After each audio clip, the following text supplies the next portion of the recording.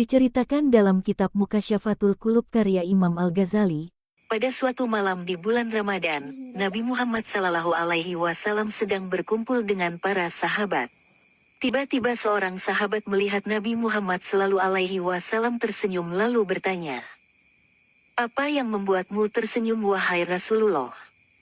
Rasulullah menjawab, "Diperlihatkan kepadaku hari akhir ketika semua manusia dikumpulkan di padang mahsyar. Semua nabi dan rasul berkumpul bersama umatnya masing-masing kemudian masuk ke surga. Ada salah seorang nabi dengan membawa pedang, tidak memiliki pengikut satupun, masuk ke dalam surga. Dia adalah Samun. Samun alias Samson alias Simson dalam bahasa Ibrani merupakan salah seorang nabi dalam ajaran agama Islam yang dikenal dengan nama Samun Gosi alaihi salam. Beliau adalah orang yang memiliki kekuatan super luar biasa dan tak terkalahkan. Allah Subhanahu wa Ta'ala memberikan mukjizat kepada Nabi Samun yang bisa melunakkan besi, memutus rantai yang besar serta merobohkan istana. Nabi Samun berasal dari Palestina, tepatnya Gaza atau Gaza. Beliau diutus berdakwah untuk kaum Bani Israel di tanah Romawi. Nabi Samun memiliki sebuah senjata mirip pedang yang terbuat dari rahang unta bernama liha jamal. Konon ceritanya hanya dengan pedang tersebut, Nabi Samun telah membunuh ribuan kaum kafir. Ketika Nabi Samun haus, pedang itu dapat mengeluarkan air. Dan ketika beliau lapar, pedang itu bisa menumbuhkan daging. Pada masa itu paganisme tumbuh begitu subur di kalangan Bani Israel. Semua orang menjadi penyembah berhala dan hanya mementingkan harta benda. Maka diutuslah Nabi Samun untuk menyampaikan risalah Allah Subhanahu wa Ta'ala dengan penuh ketakwaan. Dalam berdakwah, beliau selalu menyebut, "La ilaha illallah," artinya tiada Tuhan selain Allah. Namun karena begitu sesatnya mereka, hingga Nabi Samun tidak memiliki pengikut satu orang pun. Hal itu tak menjadi masalah baginya. Dengan ketangguhan dan kekuatan yang dimiliki, Nabi Samun terus menentang penguasa pada waktu itu bernama Raja Israel. Nabi Samun Gozi selalu memenangkan pertempuran melawan kaum kafir dan tidak pernah kalah. Kaum kafir sampai ketakutan dibuatnya. Hingga akhirnya Raja Israel memakai cara-cara licik untuk menaklukkan Nabi Samun. Sang raja mengadakan sayembara kepada siapa saja yang berhasil mengikat dan membawa Nabi Samun ke istana, maka akan diberikan imbalan emas dan permata yang sangat banyak. Raja kemudian mempunyai ide untuk menawarkan hadiah kepada istri Nabi Samun. Raja bertanya, "Wahai istri Samun, apakah kamu mencintai suamimu?" Sang istri menjawab, "Tentu saja Raja." Kemudian Raja bertanya lagi, "Kamu tahu kan bahwa suamimu membuat kita semuanya ketakutan?" Sang istri berkata, "Tentu saya juga tahu itu Raja." Raja lantas memberikan penawaran kepada istri Nabi Samun. "Maukah kamu menaklukkan suamimu dan membawanya ke istana? Atas keberhasilanmu kelak akan diberikan imbalan berupa emas dan permata yang berlimpah." Tergiur akan penawaran sang raja, maka istri Nabi Samun pun menyanggupinya dan berkata, "Baik Raja, saya siap." Kemudian oleh raja diberikanlah tali untuk mengikat tubuh Nabi Samun. Percobaan di hari pertama, sang istri menunggu Nabi Samun yang sedang salat, namun karena terlalu lama akhirnya sang istri mengantuk hingga ketiduran. Hari berikutnya ketika Nabi Samun sedang tertidur, sang istri kemudian mengikat badannya. Nabi Samun lantas terbangun dan bertanya, "Wahai istriku, apakah engkau yang mengikat tubuhku?" Sang istri menjawab, "Aku hanya mencoba seberapa kuatkah dirimu." Kemudian tanpa kesulitan tali itu diputus Nabi Samun dan terlepas dari tubuhnya.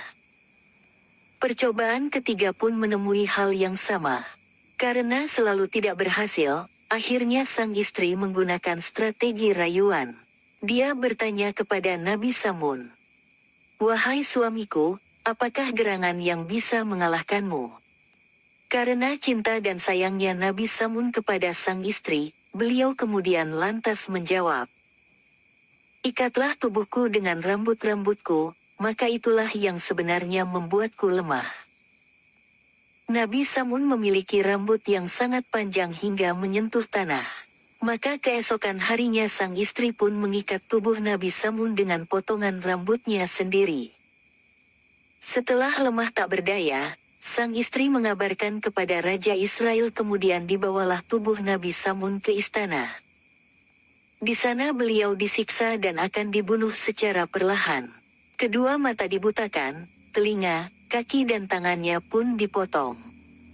Atas kejadian itu Allah Subhanahu wa Ta'ala memerintahkan malaikat Jibril turun dan menemui Nabi Samun lalu bertanya, "Apa yang engkau inginkan wahai Nabiullah?" Nabi Samun menjawab, "Saya minta ampun atas kesalahan yang seharusnya tidak saya beritahukan kepada siapapun termasuk istri saya. Dan saya meminta agar kekuatan saya dikembalikan hingga bisa menggerakkan tiang istana ini." Seketika itu juga kekuatan Nabi Samun dikembalikan oleh Allah, hingga beliau bisa menghancurkan tiang dan merobohkan istana. Reruntuhan istana menjatuhi masyarakat, sang Raja Israel dan bahkan istrinya sendiri, hanya Nabi Samun saja yang hidup. Kemudian dikembalikan kedua kaki, tangan, telinga dan mata beliau. Nabi Samun kemudian bersumpah bahwa dia akan melawan kebatilan dan beribadah selama 1000 bulan tanpa henti. Dalam cerita nabi-nabi, Nabi Samun telah melaksanakan ibadah puasa di siang hari dan salat malam selama lebih kurang 1000 bulan tanpa terputus. Setelah mendengar kisah Nabi Samun Al-Ghazi, banyak sahabat Nabi Muhammad SAW yang terharu dan meneteskan air mata. Lalu bertanyalah sahabat kepada Rasul, "Wahai Rasulullah, betapa besar ganjaran yang diterima Nabi Samun Al-Ghazi. Beliau memberantas kebatilan selama 1000 bulan. Malamnya beliau beribadah dan siangnya berpuasa serta berjihad. Sedangkan kami yang lemah ini tidak mampu melakukan ibadah itu." Nabi Muhammad SAW kemudian terdiam sejenak. Di saat itulah turun wahyu dari Allah Subhanahu wa Ta'ala surat Al-Qadr ayat 1-5 sebagai berikut. "Inna anzalnahu fi lailatul qadar, sesungguhnya kami telah menurunkannya Al-Quran pada malam Qadar. Wa ma adraka ma lailatul qadar, dan tahukah kamu apakah malam kemuliaan itu? Lailatul Qadri khairum min alfi sahar, malam kemuliaan itu lebih baik dari 1000 bulan. Tanazzalul malaikatu warruhu fiha biismi rabbihim min kulli amar, pada malam itu turun para malaikat dan ruh Jibril dengan izin Tuhannya untuk mengatur semua urusan. Salamun hiya hatta amat lail fajar, sejahteralah malam itu hingga terbit fajar."